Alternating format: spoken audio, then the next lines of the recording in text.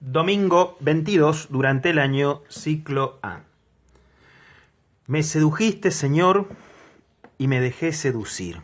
Así empieza el texto de la primera lectura del profeta Jeremías.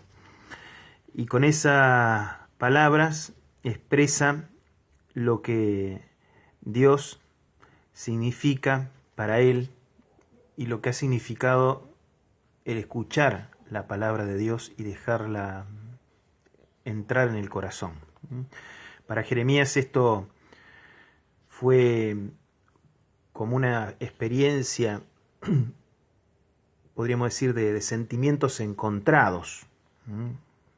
Por un lado un gozo, una paz, una certeza que le dio la palabra, pero también muchos problemas, a tal punto que después él va diciendo, se me ríen, me maldicen, me rechazan, o sea, un montón de cosas por la palabra, porque tengo que anunciar cosas, decir cosas.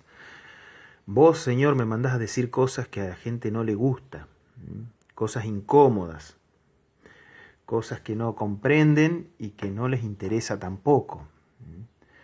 Y en un momento dice, por eso decidí callar, no voy a hablar más de vos, no voy a hablar más de Dios, ni voy a anunciar su palabra. Pero termina diciendo, finalmente no pude hacerlo, porque esa palabra en mi interior era ardiente, me quemaba, dice, hasta los huesos, ¿no? de la intensidad de esa palabra. No podía quedar adentro, tuve que largarla. Y bueno, de algún modo esta es la experiencia del creyente, del que escucha la palabra y la deja resonando en el corazón, le toca todos los aspectos, la mente, el corazón, sin duda la afectividad. Pero bueno, no es quizás una de las experiencias más comunes que se ven o que a veces experimentamos también, los que escuchamos la palabra. Porque si la palabra es tan intensa, ¿no?, tan ardiente, que no se puede contener, ¿por qué muchas veces logramos callarla? O sea, esto que Jeremías intentó, pero no pudo, muchas veces a nosotros nos sucede que sí podemos, que hacemos callar la palabra. Ahí sale el cruce, podríamos decir así, Jesús con una frase que le dice a Pedro, ¿no?, en el Evangelio. Este Pedro que intenta persuadirlo a Jesús de que no haga lo que está diciendo. Justamente lo intenta hacer callar a Jesús. Jesús le dice, vamos a Jerusalén, y ahí el Hijo del Hombre será entregado, maltratado, castigado, obviamente, lo van a matar, pero va a resucitar. Y Pedro dice, no, eso no puede suceder. O sea, lo hace callar, lo quiere hacer callar, que no diga esas cosas porque esas cosas nos ponen mal a todo el mundo, incomodan esas cosas, ¿no? Y bueno, y Jesús le dice, retírate, salí de acá, porque vos pensás como los hombres, no como Dios. Tu pensamiento, tus ideas son la de este mundo, la de cómo lo ve el común de la gente, pero no como ve las cosas Dios, ¿no? Y bueno, y también un complemento de la segunda lectura a esto, ¿no? San Pablo, que dice, no se amolden a los pensamientos de este mundo. Al contrario, déjense transformar por la palabra de Dios, que eso les va a dar criterios para discernir lo que hay que hacer, para saber cuál es la voluntad de Dios y poder hacerla. Así que la respuesta a esto de por qué a veces se calla la palabra de Dios, y es porque todavía nuestros pensamientos son los de este mundo. La palabra quizás no ha tocado todavía, porque no lo dejamos, tocar las fibras más profundas de nuestro ser, la afectividad, también la mente, la mentalidad. Entonces, somos creyentes, pero creyentes a nuestra medida. De algún modo la palabra crece, sí, la recibimos en nuestro corazón, pero crece hasta donde nosotros la podemos dejar. Le ponemos un límite. Podríamos decir, es como la palabra bonsai. El bonsai es un árbol.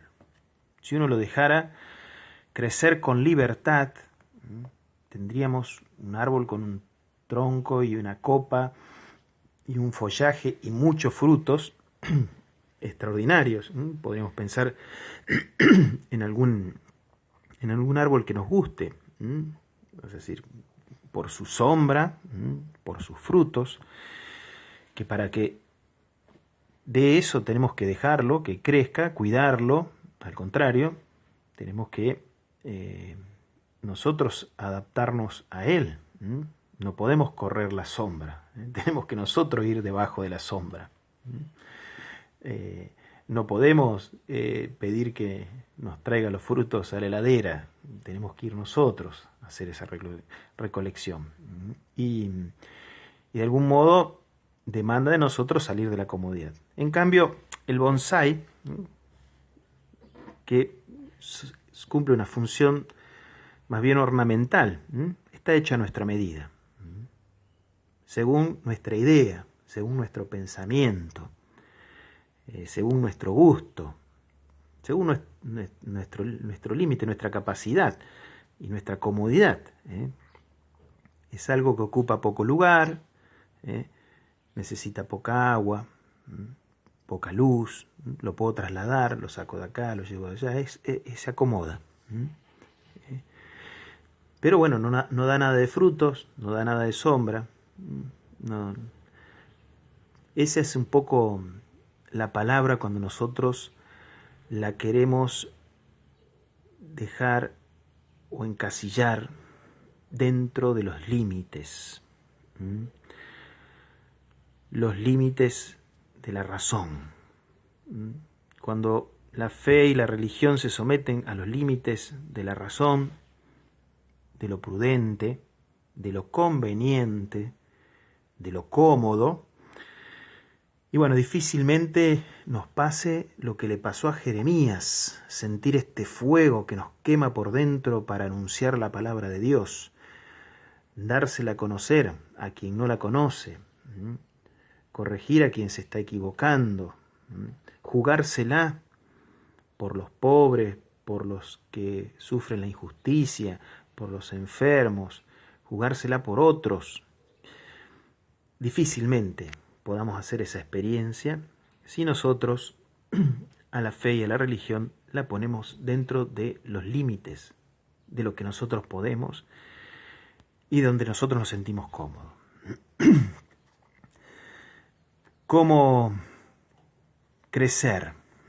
¿Cómo salir de estos límites? Y bueno, ante todo confiar en esa palabra que yo escucho, que yo leo, que a veces me puede dejar perplejo, me puede dejar un poquito, a veces como con ese cimbronazo que nos da la palabra, decir, bueno, no, esto no lo estoy entendiendo, o no lo quiero entender, o esto me va a costar, o esto yo me siento sin fuerzas. O sea, a veces la palabra nos hace sentir así, nos hace sentir la debilidad, nos hace sentir lo vulnerable que somos. Bueno, frente a Dios somos eso.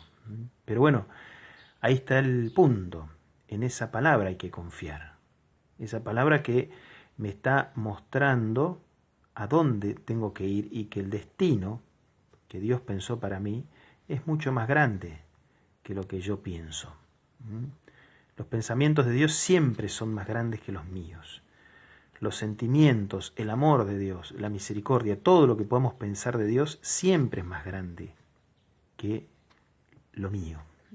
Que mi amor, que mi perdón, siempre. Por eso, al confiar en la palabra, podemos abrirnos a esta experiencia, una experiencia jugada, una experiencia, digamos, que nos lleva a hacer cosas que nunca nos hubiéramos imaginado. Confiar en la palabra nos saca la vergüenza, nos quita esa vergüenza de ser cristiano. A veces tenemos vergüenza de decir que somos cristianos.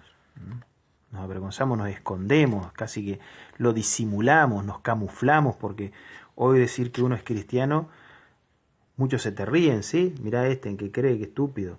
O mirá este que está en contra del progreso, porque los cristianos son oscurantistas, medievales, se han quedado en el tiempo. Entonces, cuando te critican, cuando te dicen esas cosas, y bueno, uno se siente con vergüenza y no dice nada, se queda ahí. Bueno, la palabra de Dios, cuando nosotros nos confiamos a ella, nos quita, nos hace perder esa vergüenza y nos hace de algún modo también dar testimonio, razones de por qué somos cristianos. Nos quita ese miedo a arriesgarnos, a salir perdiendo, porque muchas veces por decir que somos cristianos salimos perdiendo. Hay gente que nos excluye, gente que por ahí no nos tiene en cuenta, o a veces nos genera algún tipo de situación, nos desprecian. No le tenemos miedo a la muerte. La palabra es palabra de vida eterna, y por eso somos capaces de arriesgarnos, digamos, a cosas que en otro contexto, con el pensamiento del mundo, lo pensaríamos dos veces.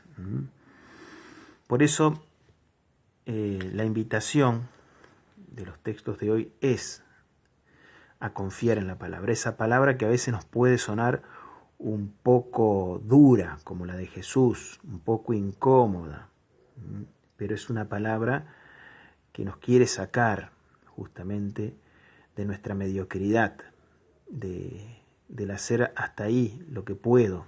No, Dios nos invita a hacer mucho más y entregar mucho más y a desear mucho más, porque Él tiene justamente para nosotros una promesa de vida eterna, una promesa de grandeza, de felicidad, que no se queda en este mundo. Es algo infinito, es algo que no podemos abarcarlo, algo que no podemos entenderlo. Bueno, nuestra confianza en la palabra nos abre a esa experiencia de infinito.